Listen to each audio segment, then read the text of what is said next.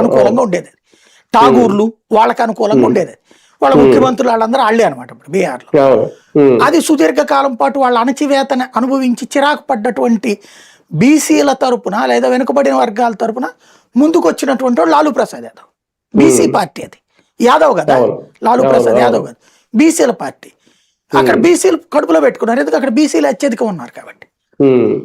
అప్పుడు అలాగా ఆ బీసీలతో లాలూ ప్రసాద్ యాదవ్ వీళ్ళందరూ ఒకటే, ఈ నితీష్ కుమార్ వీళ్ళందరూ కూడా ఒకటే బ్యాచ్. వీళ్ళంతా సోషలిస్టులు, వీళ్ళందరూ జార్జ్ ఫెర్నాండెజ్, లాలూ ప్రసాద్, ములాయం సింగ్ వీళ్ళందరూ కూడా సోషలిస్ట్ పార్టీ బ్యాక్గ్రౌండ్ అనమాట. కమ్యూనిస్టులు కాదు, సోషలిస్టులు. కమ్యూనిస్ట్ సిద్ధాంతం ఏమో చైనా రష్యాలది, ఇండియాలో సోషలిజం కావాలని కోరుకుంటారు, సమానత్వం, కుల సమానత్వం కావాలని కోరుకునేవాళ్ళు. దాన్ని యాక్సెప్ట్ చేశారు అక్కడ ఉన్న పబ్లిక్.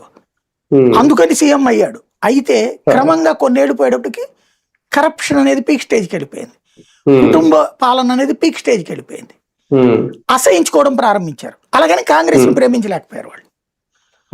ఆ జనంకు ఉన్నటువంటి ఆ టెండెన్సీని గ్రహించారు వీళ్ళు. అంటే బీసీ ఎస్సీ ఎస్టీలు లాలూ ప్రసాద్ యాదవ్ని ద్వేషిస్తున్నారు, అలాగని ఓసీ పార్టీ అయిన కాంగ్రెస్ కి ఓటేయద్దు అనుకుంటున్నారు, కాబట్టి మనం వెళ్తాం బెటరు అని ముందుకు వచ్చాడు నితీష్ కుమార్. బయటకు వచ్చాడు లాలూ ప్రసాద్ నుంచి.